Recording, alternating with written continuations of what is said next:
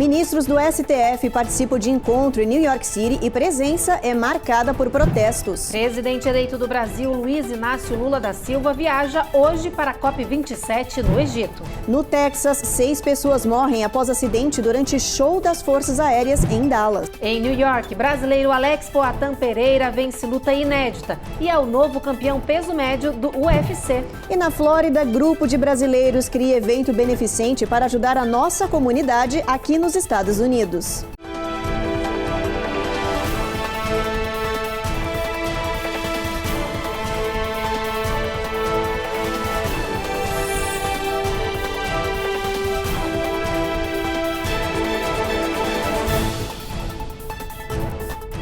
Olá, muito boa noite.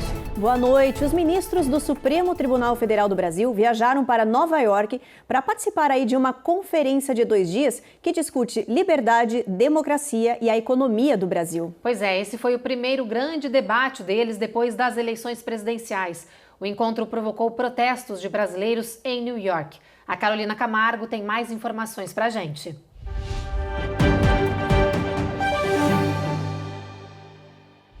Um dia antes do evento começar, os vídeos de protestos apareceram na internet. O ex-presidente Michel Temer foi recepcionado no domingo no hotel em New York com hostilização por manifestantes brasileiros.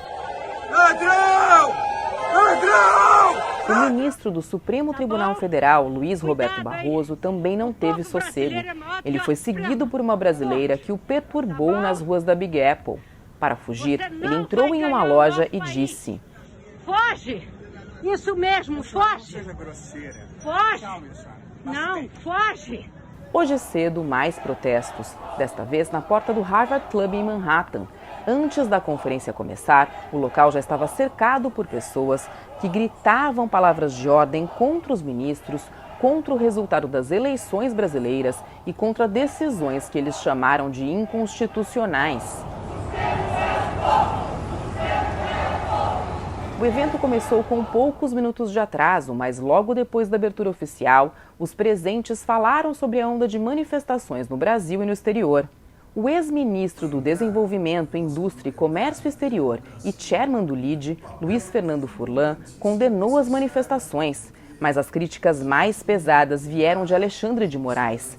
O ministro do STF foi curto e grosso.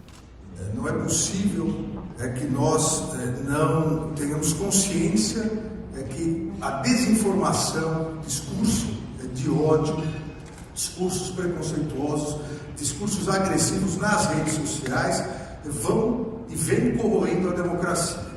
Moraes citou que as redes sociais eram uma terra de ninguém, um problema no Brasil e no mundo porque agiam livres e impunes para cometer crimes e atacar as democracias. Ele foi aplaudido pelos empresários que participavam do evento. O primeiro dia de debates transcorreu sem surpresas. Os temas liberdade e democracia foram debatidos pelos ministros Alexandre de Moraes, Dias Toffoli, Luiz Roberto Barroso, Gilmar Mendes e Ricardo Lewandowski, além do ex-presidente do STF, Carlos Aires Brito, e de Antônio Anastasia, do Tribunal de Contas da União. Essa foi a primeira sessão de 5 ministros fora da corte, o primeiro grande debate depois das acirradas eleições presidenciais e com temas que foram muito sensíveis no pleito brasileiro, como a liberdade e a democracia do Brasil. Todos os olhares estavam atentos para as falas dos ministros. No final do evento, os ministros falaram com a imprensa. Ricardo Lewandowski disse que as manifestações eram uma expressão da democracia, mas excessos eram antidemocráticos e não civilizados. O que não se pode admitir, como dizia Karl Popper, tolerar manifestações ou atos que militem ou que queiram destruir ou fragilizar a própria democracia. Luiz Roberto Barroso citou os protestos como sobressaltos dos tempos atuais e disse que as instituições brasileiras, que existem há mais de 35 anos, enfrentaram tudo com maturidade e completou. E eu considero que a sociedade civil organizada, o Poder Judiciário e a imprensa profissional tiveram um papel decisivo na resistência democrática e na preservação das instituições nesses tempos turbulentos. Já o ministro Gilmar Mendes colocou panos quentes. Disse que o encontro transcorreu tranquilo, normal e que os protestos eram infundados, já que as eleições tinham sido legítimas. Todos registraram a tranquilidade com que se fez o pleito eleitoral, a lisura, a rigidez, todas as organizações internacionais, de modo que eu acho que não há nenhuma dúvida sobre a lisura do processo eleitoral brasileiro. Isso que importa. O evento continua amanhã com o tema Economia do Brasil em 2023. Estão confirmadas as participações de Roberto Campos Neto, Henrique Meirelles, Isaac Sidney, Joaquim Levy, Pércio Arida, Rodrigo Garcia e Rubens Ometo. O presidente eleito do Brasil, Luiz Inácio Lula da Silva, viaja hoje para a Conferência do Clima COP27 no Egito. Ele foi convidado pela ONU e a expectativa é que Lula se reúna com líderes e proponha que o Brasil seja a sede do próximo encontro do clima em 2025. O presidente eleito deve chegar amanhã ao balneário de Sharm el-Sheikh, no Egito, onde acontece o encontro dos líderes mundiais sobre o clima. A expectativa é que Lula se reúna com John Kerry, o enviado especial do governo americano sobre o clima. Eles devem falar de meio ambiente e, principalmente, a Amazônia. Durante a campanha eleitoral, o presidente eleito prometeu desmatamento e emissão zero de gases de efeito estufa. Lula deve aproveitar ainda a visita para afinar laços comerciais com representantes de outros governos. A expectativa é que o presidente eleito proponha o Brasil como sede da COP30 em 2025. Também poderá ser confirmado o nome do futuro ministro do Meio Ambiente. 12 meses depois da última Conferência do Clima em Glasgow, na Escócia, relatórios apontam que os compromissos assumidos pelo Brasil não saíram do papel e o desmatamento não diminuiu. No final de semana, o presidente americano Joe Biden participou da COP27 e convocou as nações mundiais a fazerem mais em defesa do meio ambiente e assumirem metas mais ambiciosas. Não podemos mais alegar ignorância das consequências de nossas ações ou continuar repetindo nossos erros. Temos que acelerar os esforços ao longo desta década decisiva, afirmou Biden. Desde 2015, todas as COPs dos anos seguintes foram no sentido de avançar na regulamentação. A partir da COP do ano passado, que foi realizada em Glasgow, houve um avanço significativo na regulamentação, o que permitiu agora, nesta COP, estar sendo discutido pontos mais profundos, especialmente na questão do financiamento, onde estão sendo discutidos quais são os mecanismos e as formas de que países desenvolvidos, industrializados, que emitem muito carbono, financiem atividades de baixo carbono, de redução de emissão de carbono e de sequestro de carbono em países em desenvolvimento, como o Brasil. E olha, ainda falando de clima, o bilionário Jeff Bezos anunciou que pretende doar metade da sua fortuna. O fundador da Amazon disse que o objetivo é usar esse dinheiro para ajudar os necessitados e também combater as mudanças climáticas. Bezos pretende doar 124 bilhões de dólares ainda em vida. Desse total, 10 bilhões seriam apenas para combater o aquecimento global. Pois é, olha, Bezos é considerado a quarta pessoa mais rica do mundo, atrás apenas de Elon Musk, que é fundador da Tesla e da SpaceX. Ele deixou a presidência da Amazon no ano passado para se dedicar à empresa espacial Blue Origin e também ações filantrópicas em prol do planeta. Bom, no próximo bloco a gente mostra como foi o encontro de um grupo de brasileiros na Flórida que criou um evento beneficente para ajudar a comunidade brasileira. E tem os detalhes de uma vitória histórica de um brasileiro no UFC em New York. Alex Poatan Pereira conquistou de forma inédita o cinturão de peso médio.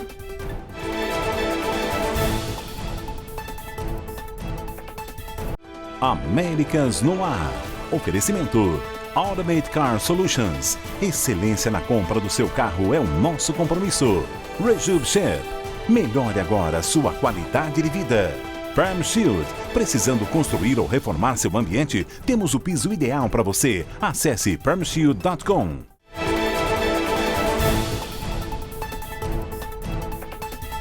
Estamos de volta aí para falar de ação social. Um grupo de brasileiros criou um evento beneficente para ajudar a nossa comunidade brasileira. Pois é, o encontro teve aula de pintura, leilão, degustação de vinhos e muito network. Os detalhes com a Cone Rocha. O encontro aconteceu numa tradicional galeria de arte de Miami. Foram cerca de 80 convidados que participaram do evento beneficente em troca de aulas de arte e interação. Eles aprenderam um pouco sobre cores e técnicas de pintura em uma aula ao vivo em telas. Olha, essa experiência tem sido maravilhosa para nós, principalmente para mim, para eu poder ver todas as pessoas assim engajando no que é algo que faz parte do meu cotidiano. É algo muito satisfatório, principalmente quando isso tem um cunho tão especial que é a solidariedade. Além disso, os convidados aproveitaram de uma degustação de vinhos harmonizado com um buffet criado por uma chefe brasileira. E a gente criou Art and Wine porque, já que são eventos para assistentes sociais e trabalhos, para ajudar as pessoas, eu achei que só o vinho e a comida não ia ser uma coisa assim que combinasse com a natureza do ser humano, né, a beleza da arte. E todo mundo convidado experimentar, fazer uma experiência do vinho, da arte e também da gastronomia. Mas hoje é um dia especial porque estamos dedicando, além da arte, com a gastronomia, nós temos o vinho. E para completar o ingrediente mais sofisticado seria o amor ao próximo. Esse grupo de brasileiros uniu o amor pela arte, o interesse pela gastronomia e a admiração pelo vinho para consolidar e fortalecer laços em prol de ações sociais para a comunidade brasileira. Uma noite de celebração, aprendizado, troca de experiências e muita solidariedade. Eu que trabalho com arte, moda há muito tempo, estar aqui envolvida na nossa comunidade em Miami, que é uma comunidade linda. Estamos agora envolvida com a comunidade de Orlando também. Temos uma noite assim de mulheres lindas, fortes, que trabalham. Eu me sinto honrada de estar ao lado de todas essas pessoas incríveis que estão aqui hoje. Eu acho que sempre é muito bom reunir os amigos em prol do próximo e, juntando isso, tomar um bom vinho, uma boa comida e fazer hoje a arte, né? Toda a verba arrecadada neste evento será destinada aos imigrantes brasileiros nos Estados Unidos, como, por exemplo, mulheres vítimas de violência doméstica e tráfico humano. Parte da doação também vai para comprar alimentos e brinquedos para crianças, além de novos projetos. A gente vai montar um laboratório de informática para as pessoas que têm necessidade, com o treinamento do consulado também, para fazer todas as coisas que necessitam do consulado do Brasil e também para fazer as questões de forms aqui nos Estados Unidos, que as pessoas às vezes não têm conhecimento. Não aconteceu assim, a gente trabalhou muito para isso acontecer. E o voluntariado não é só a ação na ponta, são vários caminhos até a gente chegar lá e impactar de fato a pessoa que precisa. O evento Art and Wine realizou ainda um leilão de obras doadas. O encontro foi um sucesso e deverá ter a sua segunda edição já no próximo ano. Agora a gente fala de UFC. Neste final de semana, em New York, o brasileiro Alex Poatan Pereira conquistou de forma inédita o cinturão peso médio. Ele nocauteou um astro nigeriano da luta e se consagrou campeão da categoria até 84 quilos. E teve celebração na Big Apple, viu?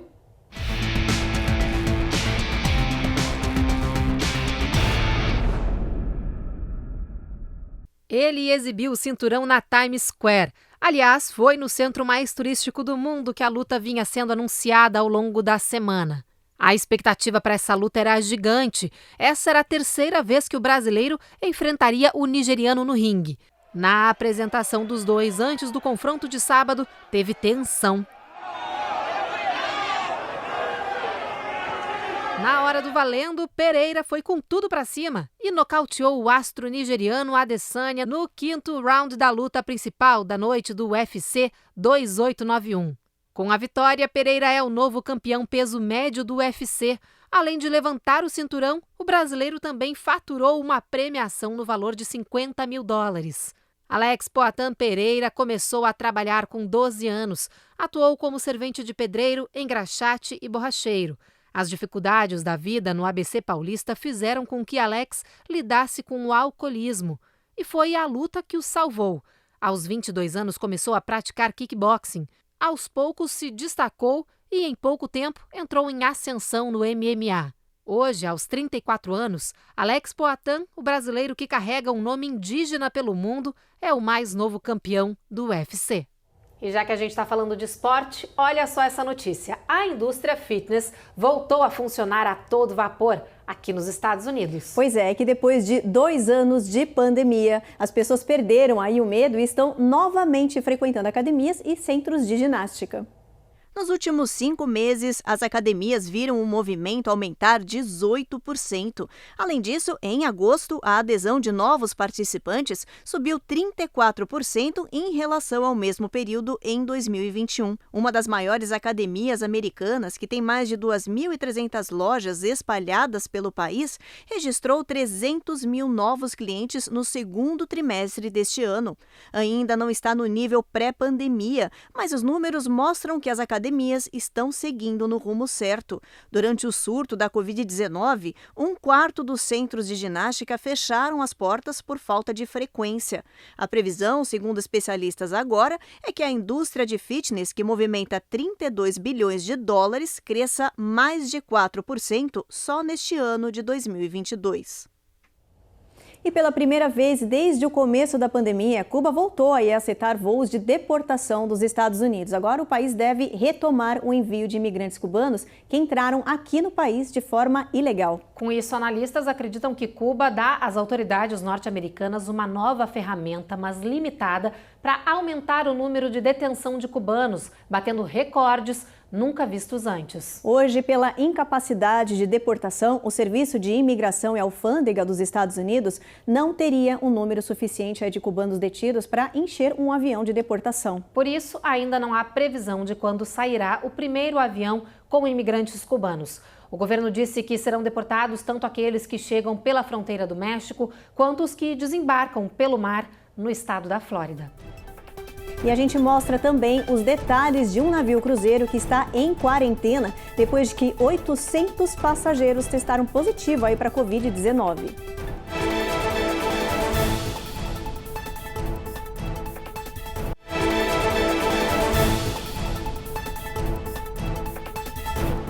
E olha, esse surto de infecções respiratórias fez surgir uma notícia que nos lembra muito aquele começo da pandemia. Um navio cruzeiro atracou na Austrália depois que o vírus da Covid-19 se espalhou pela embarcação. Até agora, as informações são de que 800 pessoas a bordo da embarcação já testaram positivo para o coronavírus. Ainda não se sabe se há norte-americanos ou brasileiros neste cruzeiro que está parado e interditado.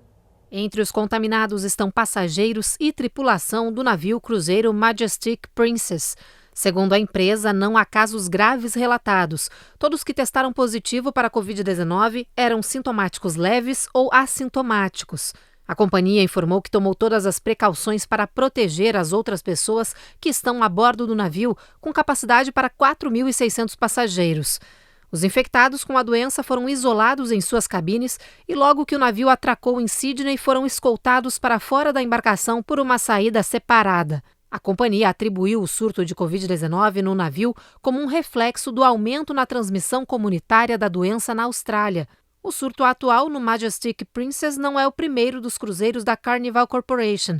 Pelo menos outros 3 navios da companhia também sofreram surtos de Covid no começo da pandemia. E agora, olha só essa notícia. Em breve, os motoristas da Tesla vão poder fazer videochamadas direto do painel dos carros. É que a montadora e o aplicativo Zoom fecharam uma parceria, mas eles ainda não explicaram como que esse recurso vai funcionar. A novidade anda dividindo opiniões. A nova função ainda não tem data prevista para entrar em operação. A novidade foi anunciada pela provedora Zoom de videochamada durante a conferência anual e levantou questões sobre segurança na direção. Não foram dados detalhes de como os motoristas vão poder realizar essas chamadas, como, por exemplo, se o recurso vai funcionar com o carro parado ou andando. Uma novidade, da Tesla. Mas todos os recursos de vídeo da Tesla até hoje só funcionam com o carro parado. Não dá para fazer assistir vídeo ou fazer qualquer coisa relacionada a vídeo se o carro estiver em movimento. Então eu acredito que vai ser só um recurso de produtividade para quando a pessoa está parada com o carro carregando normalmente, né? E poder fazer essas videochamadas. É legal, eu acho legal, facilita a vida.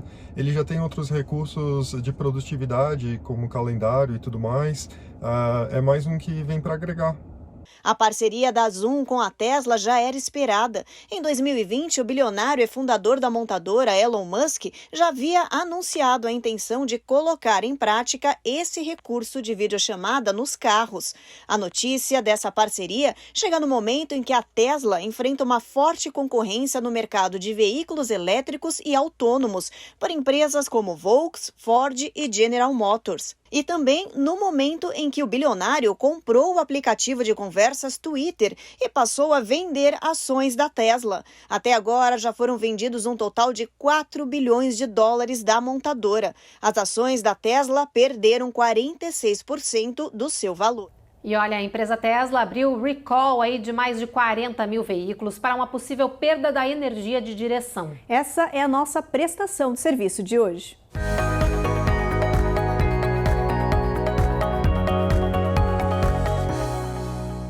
Recall envolve aí veículos dos modelos S e modelo X construídos entre 2017 e 2021. Alguns motoristas reportaram que seus carros elétricos perderam aí a direção assistida em estradas. A Administração Nacional de Segurança de Trânsito Rodoviário informa que o defeito não afeta o próprio controle de direção. Mas esse defeito faz com que os motoristas tenham que usar mais força para girar a roda, especialmente em velocidades mais baixas. A correção do problema só é possível com o download de uma atualização do software.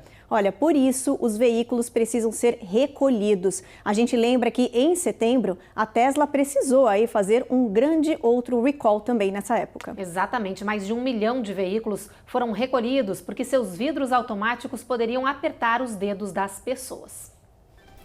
E olha, depois do intervalo, a gente mostra os detalhes do terrível acidente que aconteceu no Texas neste final de semana, durante uma apresentação das Forças Aéreas. E tem também os detalhes de um estudo que mostra que nós temos apenas 9 anos para prevenir uma catástrofe climática no mundo.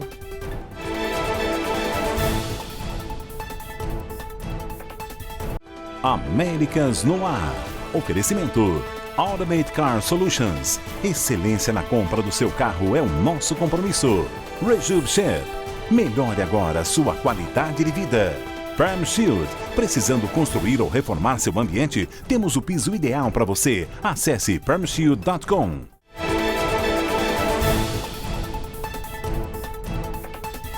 No final de semana, centenas de moradores do Texas foram tomados por pânico ao assistir uma apresentação de um show aéreo da Força Aérea de Dallas. É que 2 aeronaves colidiram no ar, despencaram e explodiram. O acidente foi gravado em vídeo e deixou 6 pessoas mortas. Na imagem é possível ver que vários aviões fazem manobras ao mesmo tempo, até que uma grande aeronave militar faz uma curva e entra na rota de um avião menor. Com a colisão, os 2 aviões caem e explodem. Os vídeos feitos por moradores de Dallas que assistiam à apresentação mostram os aviões em chamas depois de despencarem dos céus. Segundo as autoridades das Forças Aéreas do Texas, um dos aviões envolvidos no acidente é um Boeing que foi usado pelos Estados Unidos para realizar bombardeios durante a Segunda Guerra Mundial. Mais de 40 unidades dos bombeiros foram necessárias para apagar o incêndio provocado pela explosão após a queda, perto do aeroporto executivo de Dallas. 6 pessoas morreram. Chocante essas imagens, né, Evelyn? Muito, e o pessoal ali assustado na hora, até perguntando, mas isso estava previsto para acontecer porque as pessoas não sabiam se fazia parte do show ou se realmente não, né? Era um acidente tão inesperado, né? É muito chocante mesmo. Bom, vamos ver então como é que vai estar a previsão do tempo para amanhã, vamos dar uma olhadinha? Olha, Boston, tempo encoberto aí, mínima de 38 graus, tempo ruim também, sol entre nuvens em Nova York, Washington, chuva, mínima de 43, na Flórida, Orlando e Miami com sol, máxima de 87, mínima de 65 graus Fahrenheit. No Texas, Dallas e Houston, sol entre nuvens, mínima de 37, máxima de 55 graus. Agora a gente chega em Seattle, em Washington, onde vai fazer muito sol, máxima de 51 graus. Já em Nevada, aqui no deserto, em Las Vegas, sol forte, máxima de 61, mínima de 40 e sol brilhando também ao longo de toda a costa aqui da da Califórnia. Em São Francisco, máxima de 63, em Los Angeles, máxima de 72. Às vezes a gente fala muito, falta até uma voz aqui, né, Ruth? Falta, mas a gente dá um jeitinho. No intervalo a gente bebe uma água. Com toda certeza, é preciso, né? E olha, a gente segue aí falando de clima, porque um novo estudo sugere que a humanidade tem pela frente, gente, apenas 9 anos para evitar aí uma catástrofe climática no mundo. Segundo os cientistas, se nada for feito aí nesse meio tempo, não será possível evitar níveis desastrosos do aquecimento global. Os pesquisadores aí do Orçamento Global de Carbono deste ano dizem que o resultado do estudo deve servir para pressionar as nações para que se tomem medidas urgentes para reduzir significativamente as emissões de gases de efeito estufa. Para que os países cumpram esse Acordo de Paris, por exemplo, que foi firmado aí uns anos atrás, que pretende limitar o aquecimento da Terra em 1,5 graus Celsius, os pesquisadores dizem que é preciso que o mundo não libere mais de 380 bilhões de toneladas de dióxido de carbono nas próximas décadas. Pois é, olha, para isso, anualmente, já a partir aí de 2023, as nações do mundo teriam que cortar as emissões em cerca de 1,4 bilhões de toneladas por ano. Pois é, nós ouvimos até um ambientalista sobre esse assunto. Vamos ver agora o que ele falou sobre essas previsões. O IPCC, que é o painel intergovernamental das mudanças climáticas, esse IPCC, ele aponta para um colapso se a humanidade permanecer com o padrão de consumo e acumulação, enfim, com o mesmo modo de produção atual. Ela acusa, inclusive, os governos e as empresas de não estarem considerando seriamente as alterações climáticas. Esse é um esforço coletivo. A sociedade como um todo, mundial, como um todo, deve se preocupar e deve agir para a diminuição dos efeitos das alterações climáticas que já estão em curso. Utilizar essas alterações climáticas para fins políticos, fins bélicos, acusando um certo país, outro país de ações, etc., é muito lamentável. O IPCC certamente não considera possibilidades de você individualmente culpar esse ou aquele país ou nação.